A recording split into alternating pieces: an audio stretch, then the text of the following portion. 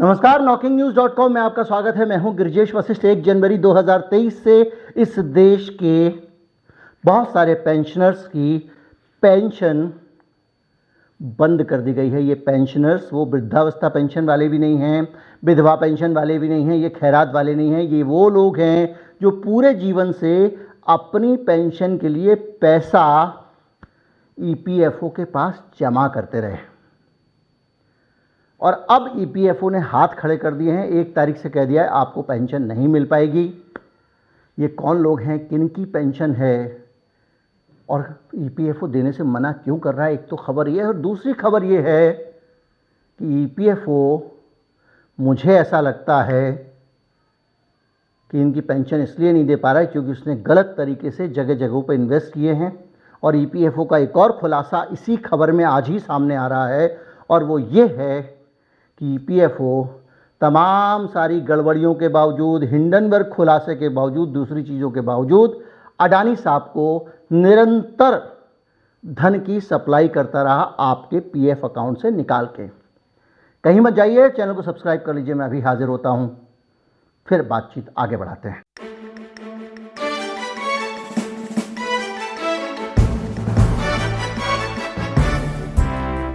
जो खबर आई है वो ये आई है कि जो अनेक प्रकार के कामों के लिए बदनाम ग्रुप है अडानी ग्रुप, उसके अंदर, उसकी 2 कंपनियों के अंदर अंधाधुंध ईपीएफओ का पैसा लगाया गया। पेंशन वाली खबर पे भी आऊँगा। और ये पैसा खुलेआम पीएफ के पैसे से लगाया गया। जो पैसा इन्वेस्ट किया गया वो छोटा मोटा पैसा नहीं है। हिंडनबर्ग खुलासे के बाद जब अडानी जी का शेयर गिर रहा था, उस शेयर को, ऐसा मुझे लगता है जब आप परचेजिंग करेंगे तो शेयर ठहरता है, उस शेयर को बचाने के लिए ये नीयत मुझे लगती है कुछ और भी हो सकती है। EPFO, employees provident fund organisation, भविष्य निधि संगठन, निरंतर अडानी ग्रुप की कंपनियों में इन्वेस्टमेंट करता रहा और जो आंकड़ा निकल के आया है उसके हिसाब से अडानी इंटरप्राइजेज में $180 मिलियन यानी 1350 करोड़ रुपए अकेले ईपीएफओ ने लगाए हैं अडानी इंटरप्राइजेज में। लेकिन अडानी इंटरप्राइजेज में तो छोटा इन्वेस्टमेंट है। उनकी दूसरी कंपनी जो है अडानी एसईजेड एंड पोर्ट्स, उसमें 2338 करोड़ रुपए, जो कि $380 मिलियन के आसपास बैठते हैं, वो ईपीएफओ ने लगाए हैं। इस पैसे के लगाने के बाद एक बड़ा सवाल उठता है कि 15 लाख करोड़ रुपया जो आम कर्मचारी का, एम्प्लॉय का पीएफओ, ईपीएफओ अपने पास रख के बैठा हुआ है, वो एक केयर टेकर है, वो उनका हित रक्षक है और वो इस पैसे को अडानी की कंपनियों में कैसे लगा सकता है।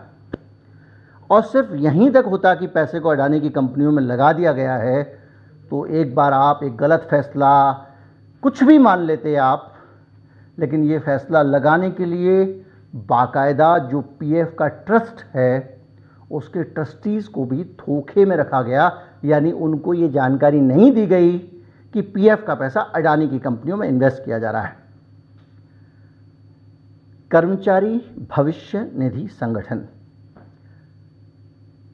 यानी जो कर्मचारियों के भविष्य के लिए जो उनकी निधि है, जो उनका फंड है, जो हर महीने वेतन में से पैसा कट के जमा होता है पीएफ का, वो पैसा जो रिटायरमेंट के बाद कर्मचारियों को पेंशन के रूप में या एकमुश्त राशि के रूप में मिलता है, उस पैसे को आपने ऐसी खतरनाक और वल्नरेबल कंपनी में लगाया जिसका शेयर लगातार लुढ़क रहा था, जिसमें इस देश का कोई भी म्यूचुअल फंड पैसा लगाने को तैयार नहीं है, जिसमें सिर्फ या तो सरकारी कंपनियां, एलआईसी जैसी कंपनियां या स्टेट बैंक जैसी कंपनियां या ईपीएफओ जैसी कंपनियां इन्वेस्ट कर रही थी खतरे के कारण, और या फिर कुछ संदिग्ध लोगों के संदिग्ध पैसे कुछ शेल कंपनियों के ज़रिए इन्वेस्ट किए जा रहे थे।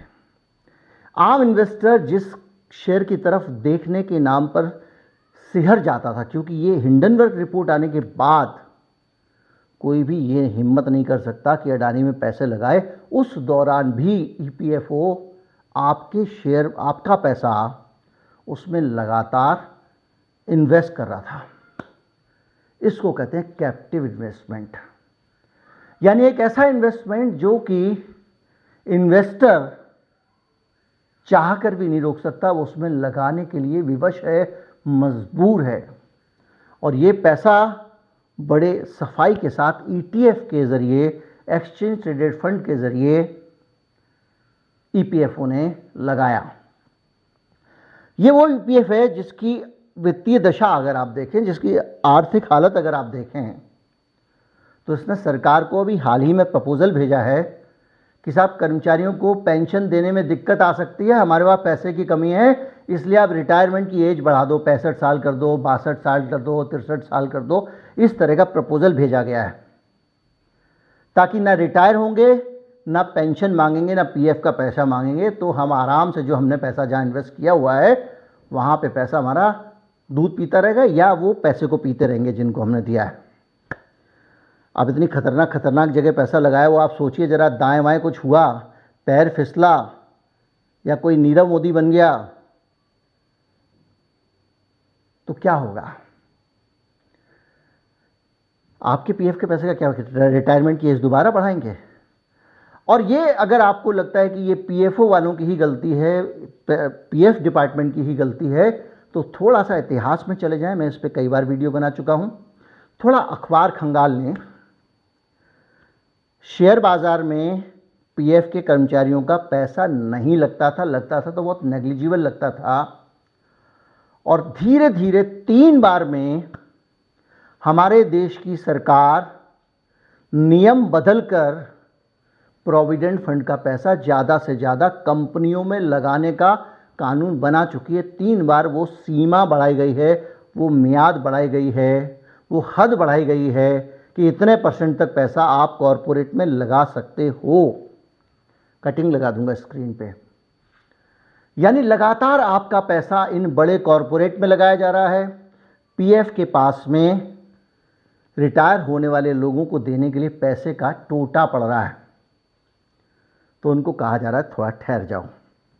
सिर्फ इतना ही नहीं है, 1 तारीख से, ये जो 1 जनवरी गई है, बड़ी संख्या में पेंशनर ऐसे हैं इस देश के जिनकी पेंशन को ईपीएफओ ने बंद कर दिया है। 1 जनवरी से जो निकला है, और ये कहा गया है कि भाई ईपीएफ की ब्याज दरें काफ़ी कम हो गई हैं, इसलिए हम आपको पेंशन नहीं दे पाएंगे। भैया ब्याज दरें घट रही हैं या बढ़ रही हैं, अब सबको पता है। पीएफ का गणित कौन सा है वो अपना समझें। लेकिन क्यों? क्योंकि उनका कहना ये है कि भाई हमने जो, अच्छा ये वैकल्पिक थी पेंशन की ये योजना, ये पीएफ का तर्क है कि भाई ये पेंशन की योजना, पहले तो उस पर भी पीएफ का तर्क बता दूं आपको, इन्वेस्टमेंट वाले पे उनका कहना ये है कि जो ईपीएफओ के नियम हैं उनका पालन करते हुए और इन कंपनियों की, अडानी की फाइनेंशियल कंडीशन को देखते हुए हम इन्वेस्ट कर रहे थे। अब आप सोचिए, ये लगातार जो पूरा रायता इतना बाजार का फैल रहा था, महीना 1.5 महीने से अडानी ग्रुप की कंपनियों का हाल सब देख रहे हैं, उसमें वो कह रहे हैं फाइनेंशियल कंडीशन देखकर इन्वेस्ट किए जा रहे थे। ये उनकी सफाई है। और इस मामले में, पेंशन वाले मामले में, उनका कहना ये है कि भाई ये पेंशन तो वैकल्पिक थी, कर्मचारियों ने ज़्यादा पेंशन पाने के लिए पैसे जमा करे थे, अब हम ज़्यादा पेंशन नहीं दे पाएंगे, और जो अभी तक ज़्यादा पेंशन ली है उसको भी किश्तों में काटेंगे। क्यों भैया? इसलिए कि वो जो है ना एक ऑप्शनल थी। तो ऑप्शनल थी का क्या मतलब है भाई? आपने लोगों से पैसे काट लिए, लोगों को काम बढ़ी हुई पेंशन देंगे, लोगों ने ज़्यादा पैसा कटाया आपने उससे, पीएफ से। अब आप कह रहे हो कि नहीं साहब हम आपको सुविधा नहीं दे पाएंगे, और आपने जो अभी तक पेंशन ली है वो भी वापस लेंगे आपसे। ये हो रहा है, ये रिकॉर्ड पे है, मैं कटिंग लगा रहा हूँ। इस तरह से देश का ये प्रोविडेंट फंड डिपार्टमेंट काम कर रहा है।